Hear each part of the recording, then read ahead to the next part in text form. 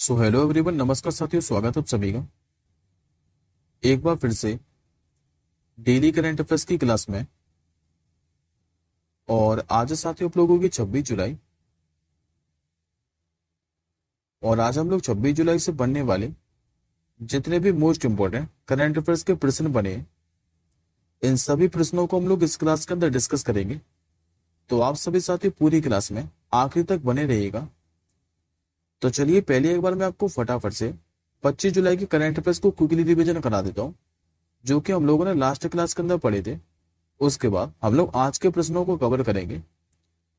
और एक important update आप लोग और जान लीजिए।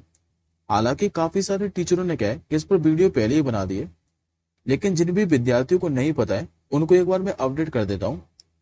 अभी रेलवे मंत्रालय की ओर से क्या है कि आरआरबी एनटीपीसी की वैकेंसी को लेकर एक नोटिस जारी किया गया है। और इस नोटिस में क्या है कि जो वैकेंसी है ये इस बार 10,884 ही बताई गई है, जो कि पिछले बार की तुलना में काफी कम है। पिछली बार जो हमें वैकेंसी देखने को मिलेंगी ये लगभग 35,000 वैकेंसी देखने को मिली थी, और इस बार इन्होंने 35,000 की आधी भी वैकेंसी नहीं दी है। इसमें जो खाली अगर आप लोग 12th पास पे देखोगे तो 12th पास पे जो वैकेंसी है ये 3,404 वैकेंसी है। और ग्रेजुएशन बेस पे देखोगे तो 7,479 वैकेंसी है। दोनों को मिला लोगे तो 10,884 वैकेंसी दी है उन्होंने। इसमें सबसे पसंदीदा जो पोस्ट है विद्यार्थियों की ये स्टेशन मास्टर की है। और इस बार स्टेशन मास्टर की जो वैकेंसी है ये भी कम ही दी है, जो कि 963 है। गुड्स गार्ड की जो वैकेंसी है इस बार 2,684 वैकेंसी दी है। बाकी एक बार आप लोग पीडीएफ से देख लीजिएगा। मैंने पीडीएफ क्या है कि कल ही टेलीग्राम ग्रुप पर डाल दी थी, तो एक बार आप लोग पीडीएफ से जरूर देख लीजिएगा कि किस जोन में कितनी वैकेंसी दी हुई है। ये साथियों हम लोगों ने लास्ट क्लास के अंदर पढ़ा था, एक बार हम लोग इसको रिवीजन कर लेते हैं जल्दी से। मैंने लास्ट क्लास के अंदर आपको पढ़ाया था कि यूनाइटेड नेशन जल सम्मेलन में अभी जो 10वां अफ्रीकी देश है, इसके रूप में कौन सा ऐसा देश है जो कि शामिल हुआ है। ये हुआ था साथियों आइवरी कोस्ट देश, जो कि अफ्रीका कॉन्टिनेंट के पश्चिम में स्थित एक देश है। और इसी को साथियों कोटेरी आइवरी के नाम से भी जानते हैं। अभी जो फेडरल बैंक है इसका जो एमडी और सीईओ है ये किसे नियुक्त किया गया था, तो केवीएस मणियन को। आर्थिक सर्वेक्षण 2023-24 के अनुसार वित्त वर्ष 2025 में भारत की जो जीडीपी ग्रोथ है ये कितनी रहने वाली है, तो 6.5 से लेकर 7% के बीच में। किस राज्य का चराई देव जो मैदान है इसको भी यूनेस्को के विश्व धरोहर स्थल के रूप में नामित किया है, तो ये साथियों असम का है चराई देव मैदान। हालांकि अभी ये परमानेंट यूनेस्को की वर्ल्ड हेरिटेज साइट नहीं बना है, लेकिन जब ये परमानेंट भारत से यूनेस्को की वर्ल्ड हेरिटेज साइट बन जाएगा तो भारत के 13 से भी वर्ल्ड हेरिटेज साइट होगा। इंटरनेशनल ओलंपिक कमेटी के अभी ओलंपिक ऑर्डर से सम्मानित होने वाले जो पहले भारतीय एथलीट है ये कौन बने थे, तो निशानेबाज अभिनव बिंद्रा। अंतर्राष्ट्रीय गणित ओलंपियाड में भारत को कौन सा स्थान मिला है, तो चौथा स्थान, जो कि इंग्लैंड के अंदर आयोजित किया गया था। लगातार 7वीं बार केंद्रीय जो बजट है ये किसने पेश किया है, तो वित्त मंत्री निर्मला सीतारमण जी ने। इसके बाद हम लोगों ने एक इंडेक्स पढ़ी थी, ये जो हैंडले पासपोर्ट इंडेक्स है ये भी जारी की गई है 2024 की। इस इंडेक्स के अनुसार अपना प्यारा जो भारत है ये किस स्थान पर रहा था, तो 82वें स्थान पर। और पिछली बार की अगर आप लोग तुलना में देखोगे तो 2 रैंक सुधार देखने को मिला है। किस राज्य में भी पर्यटन वाहनों के लिए कचरा बैग क्या है कि ले जाना अनिवार्य कर दिया है, तो सिक्किम के अंदर। और लास्ट क्वेश्चन हमें पड़ा था कि अंतरराष्ट्रीय टेनिस हॉल ऑफ फेम में अभी शामिल होने वाले जो पहले ऐसे पुरुष टेनिस खिलाड़ी है ये कौन बने थे, तो लिएंडर पेस। इन्हीं के साथ विजय अमृत राज को भी शामिल किया है, तो दोनों नाम याद रखिएगा, लिएंडर पेस का और विजय अमृत राज का। आई होप साथियों को 25 जुलाई के सारे क्वेश्चन क्लियर होंगे। अब हम लोग आज के क्वेश्चन की ओर बढ़ते हैं। और आज का आपका साथी जो पहला ही क्वेश्चन है ये मोस्ट इंपोर्टेंट रहने वाला है, इस पे स्टार मार्क करके रखिएगा। कौन सा ऐसा देश है जो कि 2030 के अंदर शीतकालीन ओलंपिक खेलों की मेजबानी करेगा? तो अभी साथियों जो इंटरनेशनल ओलंपिक कमेटी है इसने 2030 वाले और 2034 वाले क्या है कि जो विंटर ओलंपिक है इनकी घोषणा कर दी है कि कौन कौन सा देश इनकी मेजबानी करने जा रहा है। तो पहले आप लोग 2030 वाले की डिस्कस कर लेते हैं। तो देखिए 2030 वाले जो आयोजित किए जाएंगे ये फ्रांस के अंदर आयोजित किए जाने हैं। और फ्रांस के भी कहां पर? तो फ्रांसीसी आल्प्स के अंदर। और ऐसा साथ ही चौथी बार है कि जब शीतकालीन जो खेल है ये फ्रांस में आयोजित होने वाले हैं। पहली बार फ्रांस में कब किए गए थे? तो 1992 के अंदर। और फ्रांस के भी कहां पर? तो अल्बर्ट वीले शहर के अंदर। इस बार इसका कौन सा संस्करण रहने वाला है? तो 26वां संस्करण।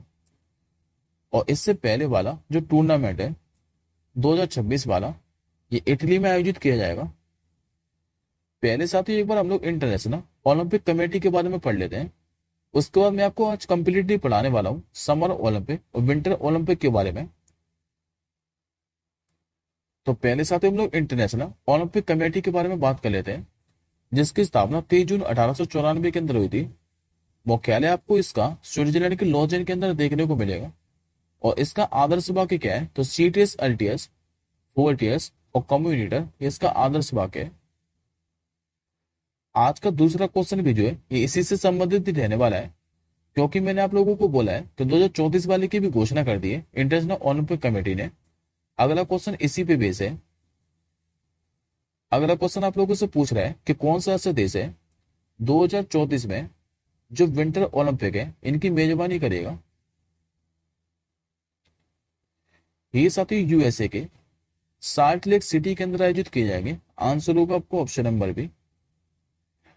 अभी संयुक्त राज्य अमेरिका का जो यूटा राज्य है यहाँ पर साल्ट लेक सिटी में 2024 में शीतकालीन ओलंपिक और जो पैरा ओलंपिक खेल है इनकी मेजबानी करेगा। देखिए साथ जो पैरा ओलंपिक है इसमें खाली दिव्यांग खिलाड़ी ही पार्टिसिपेट करते हैं, तो इसमें कंफ्यूज मत होना आप लोग। और ऐसा दूसरी बार है कि जब यूएसए इसकी मेजबानी करेगा। पहली बार कब की थी? 2002 के अंदर। संस्करण कौन सा रहने वाला है इस बार? इसका 27वां संस्करण।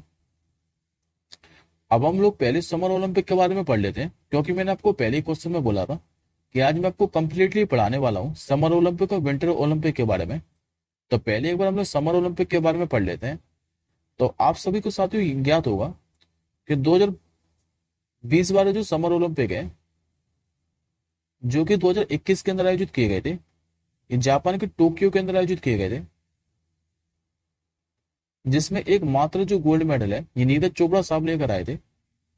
2024 वाले कहां पर आयोजित किए जा रहे हैं? तो ये भी मैं आपको पढ़ा चुका हूं पिछली क्लासों में, जो कि फ्रांस के पेरिस के अंदर आयोजित किए जा रहे हैं। अगले वाले 2028 वाले ये यूएसए के अंदर आयोजित किए जाएंगे, जबकि 2032 वाले ये आयोजित किए जाएंगे ऑस्ट्रेलिया के अंदर। ये तो होगी साथ ही समर ओलंपिक के बाद। अब बात करते हैं विंटर ओलंपिक की। तो विंटर ओलंपिक के बारे में मैंने आपको पहले क्वेश्चन में ही पढ़ा है कि 2026 वाले कहां पर आयोजित किए जाएंगे? तो इटली के अंदर। इसके बाद 2030 वाले ये भी मैं आपको पहले क्वेश्चन में पढ़ा चुका हूं, जो कि फ्रांसीसी आल्प्स के अंदर किए जाएंगे। और 2034 वाले कहां पर किए जा रहे थे? तो अमेरिका के यूटा राज्य के सॉल्ट लेक सिटी के अंदर। अब अगला क्वेश्चन देखिए। हाल ही में भी 1 बिलियन से अधिक राजस्व अर्जित करने वाला जो पहला फुटबॉल क्लब है ये कौन सा बन गया है? इस फुटबॉल क्लब का नाम है Spanish football club real Madrid. Correct answer होगा आपको ऑप्शन नंबर सी। अभी रियल मैड्रिड ने घोषणा की है कि ये 1 बिलियन से अधिक राजस्व प्राप्त करने वाला पहला फुटबॉल क्लब बन गया है। और इसने 2023-24 सीजन के अंदर जो राजस्व प्राप्त किया है ये 1.073 बिलियन यूरो तक पहुंच गया है। और अगर पिछले बार की तुलना में देखोगे तो लगभग 27% अधिक है। अच्छा साथियों, अगर आप लोगों को याद हो तो अभी मैंने आपको एक क्वेश्चन पढ़ाया था कि अभी यूरो कप का जो खिताब है 2024, ये किसने जीता था? तो स्पेन ने जीता था, और चौथी बार जीता था स्पेन ने। हराया किसको था फाइनल में? तो इंग्लैंड को। ये याद रखिएगा। अगला क्वेश्चन देखिए, अभी जो क्रिस्टियन मिशन है, ये किस देश के नए प्रधानमंत्री बने हैं? ये बन चुके साथियों बाल्टिक देश, एस्टोनिया के। आंसर होगा आपको ऑप्शन नंबर ए। अभी जो क्रिस्टियन मिशन है, ये एस्टोनिया के नए प्रधानमंत्री बन गए हैं। और इन्होंने साथियों स्थान किसका लिया है? तो इन्होंने प्रधानमंत्री के रूप में काजा कलश की जगह लिए, जिन्होंने हाल ही में यूरोपीय संघ के विदेश नीति प्रमुख बनने के लिए इस्तीफा दे दिया था। बात करते साथ हम लोग एस्टोनिया देश के बारे में, तो मैप के माध्यम से समझते हैं। जो एस्टोनिया देश है साथियों, ये आपको यूरोप कॉन्टिनेंट के अंदर देखने को मिलेगा, जो कि एक बाल्टिक देश है। यहाँ की अगर आप लोगों से राजधानी पूछे तो ये आपकी तेल है। मुद्रा क्या चलती है? तो यूरो। यहाँ के राष्ट्रपति कौन है? नाम इनका साथियों अलार करेस। और इसकी जो सीमा है, ये एक तो लग सकती है बाल्टिक सागर से, और ऊपर की ओर लगती है फिनलैंड की खाड़ी से।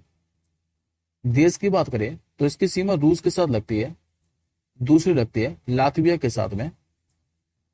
और यहां से साथ ही एक क्वेश्चन और पूछता है कि इनमें से कौन सा ऐसा देश है जो कि बाल्टिक देश नहीं है? तो याद रखिएगा, जो बेलारूस है ये बाल्टिक देश नहीं है। तीन देश बाल्टिक है, एक तो एस्टोनिया, दूसरा लातविया, और तीसरा लिथुआनिया। तो याद रखिएगा इनको। अब ये प्रधानमंत्री से संबंधित क्वेश्चन है, तो एक बार आज के ज्ञान के अंदर देखिए, ये हमने सारे के सारे हाल फिलहाल के अंदर पढ़े हैं। अभी जो गीतानाथ नौसेना है, ये किस देश के राष्ट्रपति बने थे? ये बने सकते लिथुआनिया के। हाल ही में भी आइसलैंड के नए राष्ट्रपति कौन बने हैं? नाम है इनका हल्ला टॉमिस डॉटर। और मैक्सिको की पहली महिला राष्ट्रपति कौन बनी थी? तो क्लाउडिया शिनबाम। जो डिक सूप है, ये किस देश के भी नए प्रधानमंत्री के रूप में इन्होंने शपथ ली है? इन्होंने ली थी साथ ही नीदरलैंड के। मैंने आपको ब्रिटेन के भी नए प्रधानमंत्री बताए थे, जो कि ऋषि सुनक के स्थान पर बने थे। ये कौन बने थे? तो कीर स्टारमर। और अभी ईरान के भी नए राष्ट्रपति बने हैं। ये कौन बने थे? तो मसूद पेजिशकियान। अगला क्वेश्चन देखिए, हाल ही में भी प्ले स्पोर्ट का जो ब्रांड एम्बेसडर है, ये किससे बनाया गया है? तो इन तीनों को बनाया गया साथियों, सानिया मिर्जा, मुक्केबाज एमसी मैरी कॉम, और अभिनेता रणविजय सिंह को। तो उपरोक्त सभी आज का आंसर हो जाएगा। अभी 6 बार के जो ग्रैंड स्लैम विजेता है सानिया मिर्जा, 6 बार की विश्व चैंपियन और ओलंपिक कांस्य पदक विजेता एमसी मैरी कॉम, और अभिनेता जो रणविजय सिंह है, इनको प्ले स्पोर्ट के ब्रांड एम्बेसडर बनाया। प्ले स्पोर्ट का उद्देश्य क्या है? तो बाद में खेल इकोनॉमिस्ट का निर्माण करना, और 2036 के जो ओलंपिक है, इनके लिए स्कूली बच्चों को ओलंपिक के लिए तैयार करना इसका उद्देश्य है। और इसके लिए भी ब्रांड एम्बेसडर बनाए सानिया मिर्जा, एमसी मैरी कॉम और रणविजय सिंह को। नेक्स्ट क्वेश्चन देखिए, भारत की ओर से भी सबसे ज्यादा T20 रन बनाने वाली जो खिलाड़ी है, ये कौन बनी है? नाम है साथ उनका हरमनप्रीत कौर। आंसर होगा ऑप्शन नंबर ए। हरमनप्रीत के बारे में बात करें साथियों, तो इन्होंने अब 171 मैच में 152 पारियों के अंदर 3,415 रन बनाए, और T20 में एक शतक और 12 अर्धशतक लगा चुके हैं। और इसी के साथ ये भारत की ओर से सबसे ज्यादा T20 रन बनाने वाली खिलाड़ी भी बन चुके हैं। इसके बाद दूसरे स्थान पर कौन है? तो स्मृति मंदाना, और तीसरे स्थान पर है मिताली राज। हाल ही में भी दुनिया की पहली हाई स्पीड जो कार्बन फाइबर ट्रेन है, ये किसने बनाई है? ये बनाई है अभी साथियों चीन ने। अभी साथियों चीन ने क्या है कि दुनिया की पहली high speed carbon fibre train बनाई है। और ये जो एडवांस ट्रेन है, ये 87 मील प्रति घंटे 140 किलोमीटर प्रति घंटे की स्पीड तक पहुंच सकती है। और एक सामान्य स्टील ट्रेन की तुलना में ये जो ट्रेन है ये 7% क्या है कि कम ऊर्जा की खपत करेगी। और अभी साथियों अगर आप लोगों को याद हो तो जर्मनी से भी मैंने आपको एक क्वेश्चन पढ़ाया था कि विश्व की जो पहली हाइड्रोजन ट्रेन है ये किसने चलाई थी, तो जर्मनी ने। अगला क्वेश्चन देखिए, इस क्वेश्चन पे साथ डबल स्टार मार्क करके रखिएगा। ये क्वेश्चन आपको डेफिनेटली एग्जाम में देखने को मिलेगा। वैसे तो आज के सारे जो क्वेश्चन है ये आपके महत्वपूर्ण है, लेकिन ये सबसे महत्वपूर्ण क्वेश्चन है, भारत ने भी किस देश के साथ जो मोंगला बंदरगाह है इसके टर्मिनल के ऑपरेशन की डील की है। ये किस थी, बांग्लादेश के अंदर। आंसर होगा आपको ऑप्शन नंबर डी। दरअसल बात की इस डील को क्या है कि हिंद महासागर में चीन का जो काउंटर है इसको करने की कोशिश के तौर पर ये देखा जा रहा है।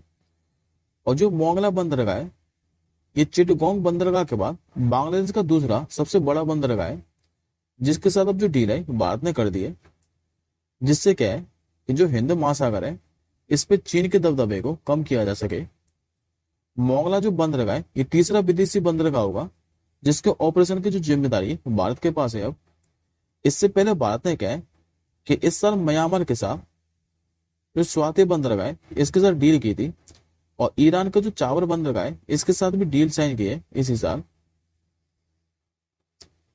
बात करते हैं बांग्लादेश के बारे में, तो राजधानी आप लोग जानते हैं जो कि ढाका। करेंसी के चलती है तो टका। और यहाँ के प्रधानमंत्री कौन है, तो शेख हसीना, जो कि कई बार भारत की यात्रा पर आती रहती हैं। अगला क्वेश्चन देखिए, अभी पेरिस के जो गैब्रियल म्यूजियम है यहाँ पर किस बॉलीवुड अभिनेता के सम्मान में गोल्डन जो कॉइन है ये जारी किया गया है। ये साथ एक ही अभिनेता है, नाम है जिनका शाहरुख खान। आंसर होगा आपको ऑप्शन नंबर सी। देखिए साथ भी इनके सम्मान में क्या है कि गोल्डन कॉइन जारी किया है, जो कि आप लोग इमेज में भी देख पा रहे हैं, जिस पर शाहरुख खान की तस्वीर बनी हुई है। अभी राष्ट्रपति भवन में स्थित जो दरबार हॉल है इसका नाम बदलकर अब क्या रख दिया है।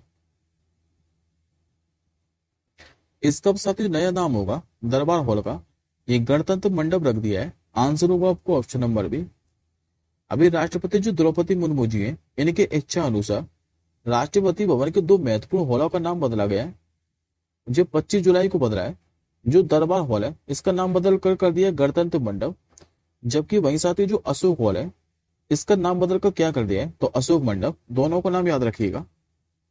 और ये आज का आपका आखिरी क्वेश्चन है कि अभी जो अंतरराष्ट्रीय ओलंपिक समिति है